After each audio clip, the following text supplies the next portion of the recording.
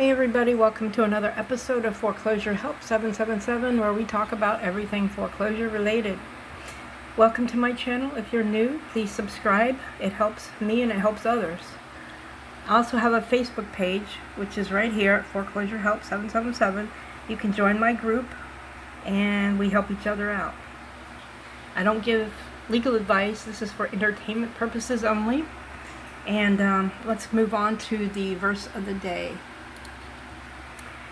The verse of the day is Isaiah 33:22. The Lord is our judge. The Lord is our lawgiver. The Lord is our king. It is He who will save us. And in foreclosure defense, having God on our side really helps. It'll keep you in your house. You stay in prayer with our Lord. He helped me, and I know He'll help you as well. So today's topic is interesting. A lot of people want to discuss this topic, and so that's what we're going to talk about, is securitization. Okay, so today we're going to talk about understanding mortgage securitization, what actually matters in foreclosure cases. And right here you can see it says parties involved in structured asset-backed securities. At the very top is the borrower, and then it goes to originator, servicer, and then to special purpose vehicle entity. And then it goes to underwriter, investors, and rating agencies and credit enhancers. And then right below this, you'll see where it says the borrower. The borrower is responsible for payment on the underlying loans and therefore the ultimate performance of the asset-backed security. Because borrowers do not realize, or often do not realize, that their loans have been sold, the originating bank is often able to maintain the customer relationship. Now this was in a publication that I'll show you. Okay, the publication is available online here. You can Google asset securitization and OCC, which is the Office of the Comptroller of the Currency, and this is a PDF file, and you can see the date on here is November 1997, and it has a lot of good information regarding asset securitization, which explains how it all works, and you can see that how the process works and how they create these things and risks and etc., etc. We won't go through this whole booklet, but I wanted you guys to see that this is something you can get online. Again, you just go to Google, type in asset securitization and OCC, and it comes right up. As you can see, I can hit my back button. And I typed in Google asset securitization by OCC, and there it is. So it's something everyone should be familiar with, especially if your loan has been securitized, so you understand it better. Okay, so let's get on with our presentation. What happens if borrowers do not know? Nothing illegal or dramatic happens, but it changes the dynamic. Are you legally entitled to know? Under federal law like RESPA, you must receive notice when servicing transfers, ownership changes in many cases. So awareness equals your right. It's not a problem. Awareness leads to questions, though. If a borrower realizes their loan was sold, they may ask, well, who actually owns my loan? Who has the right to enforce it? Where is the note? And was it properly transferred? And that is where foreclosure cases start getting challenged. Why the system prefers you not to think about it? Well, let's be real. The system works best when payments keep flowing, borrowers don't question ownership, servicers act as the face of the loan, and so the structure is designed for continuity and not transparency. So the system is designed so that your loan can be sold multiple times without changing your experience. So most borrowers never question who actually owns their loan. But once foreclosure starts, suddenly ownership matters, and that's when the questions begin. Courts generally say loans can be sold. Borrowers don't have to consent. Lack of awareness does not equal invalid loan. But the foreclosing party still must prove ownership or holder status, right to enforce. Asset securitization is the structured process, whereas interest in the loans are packaged, underwritten, and sold in the form of asset-backed securities. Securitization is turning loans into investment products. The basic flow: the borrower signs the loan. The loan is sold, often immediately. Multiple loans are pooled together. The pool is placed into a trust. Investors buy pieces of that pool, called mortgage-backed securities. The loan that you signed usually does not stay with the original lender. What is a table-funded loan? A table-funded loan is when the lender on your documents is not the one who funded your loan. The money actually comes from a third-party investor or warehouse lender. Why it matters? The named lender may be just a front. Raises questions about who is the true creditor. Was there a valid transfer of ownership? This is where many pro se litigants go wrong. They argue fraud automatically, but courts usually want specific legal defects, not just the concept. The key players in securitization: the originator, the company that made the loan. The sponsor buys loans to bundle. The depositor transfers loans into the trust.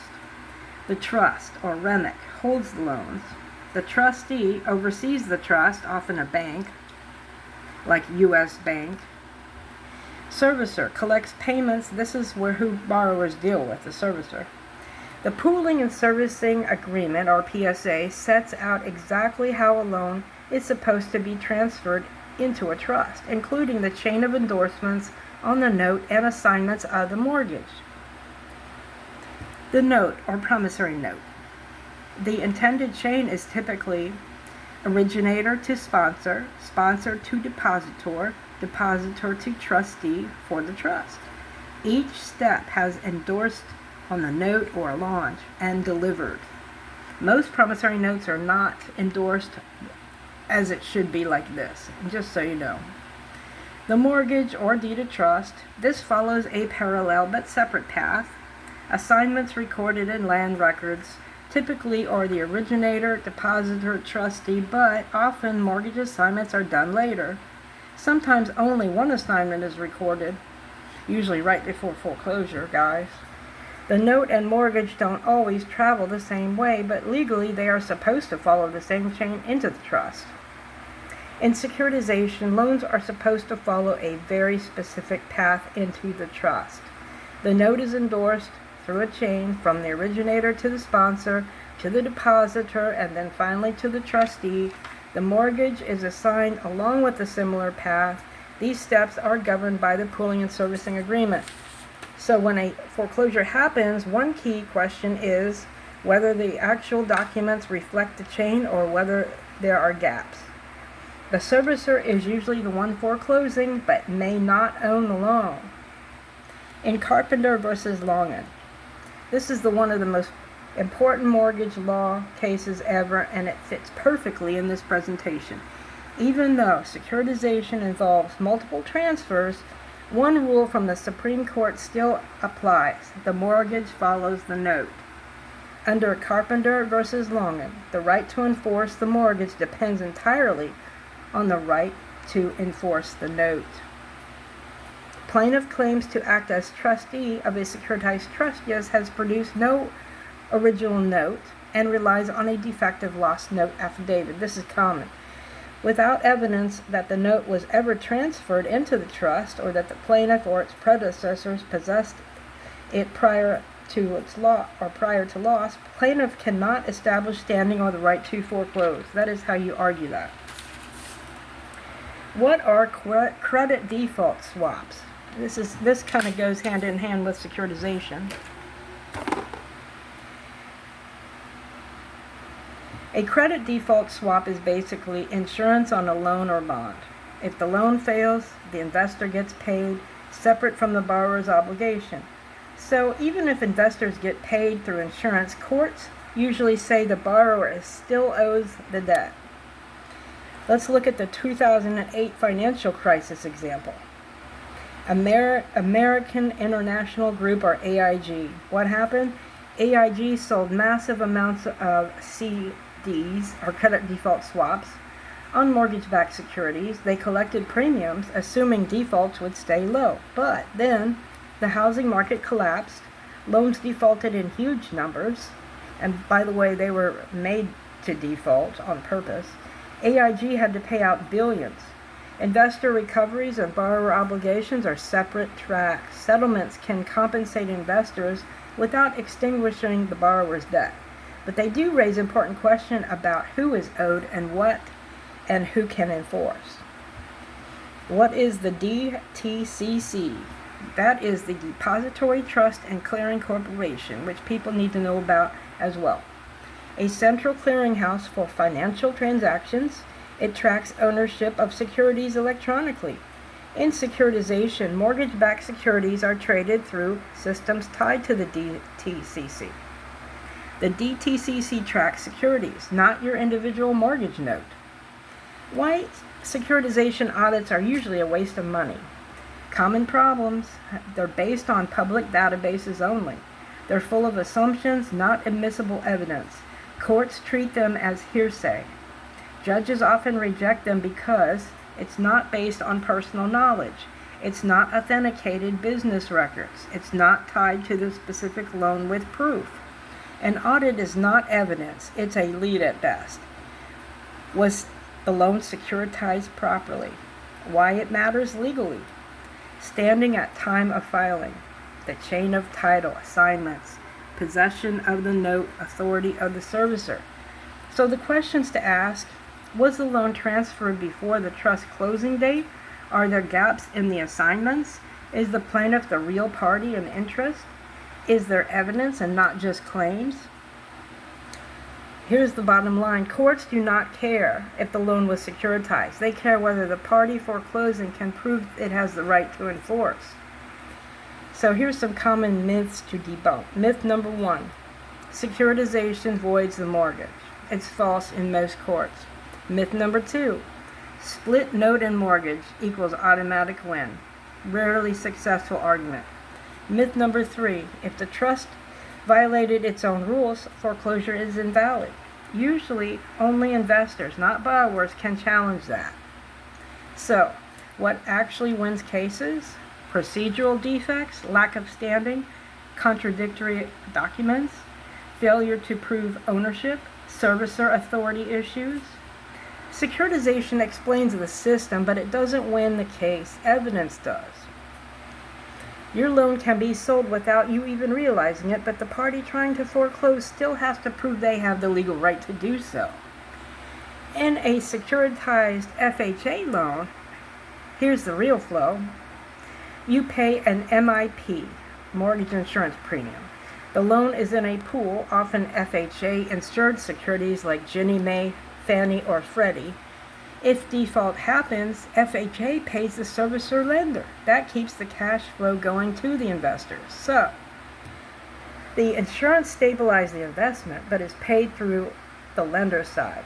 FHA mortgage insurance doesn't protect the homeowner, it protects the lender, and in securitized loans, it helps ensure investors continue to get paid.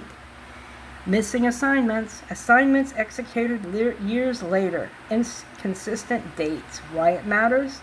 Plaintiff must prove how the loan got to them. Problems with the note. Endorsement, allonges. Undated endorsements, blank endorsements, allonges not properly affixed. It's a big issue. When did they actually become the holder? And then you have the servicer versus owner confusion. The servicer files foreclosure but does not own the loan. And the problem is lack of proof of authority. Collecting payments is not the same as owning the loan. Missing or incomplete records. No transfer history, no purchase records, incomplete loan file. Happens because loans were transferred multiple times. Backdated or corrective assignments created right before foreclosure, attempt to fix gaps. Courts notice this. Inaccurate payment histories, misapplied payments, incorrect balances, unsupported fees. This affects the amount owed and the default status. Lost note issues. The original note is missing. Reliance on affidavits. They must prove terms, ownership, and right to enforce. Multiple parties, no clear owner. Investor, trustee, server, or subservicer. The result is confusion over who actually has the authority. Now, some cases we're going to talk about briefly is Yavanna versus New Century Mortgage Corp. And what it says, the big picture, a borrower can challenge a foreclosure if the assignment is void and not just voidable. This was huge because before this, banks argued borrowers had no standing at all.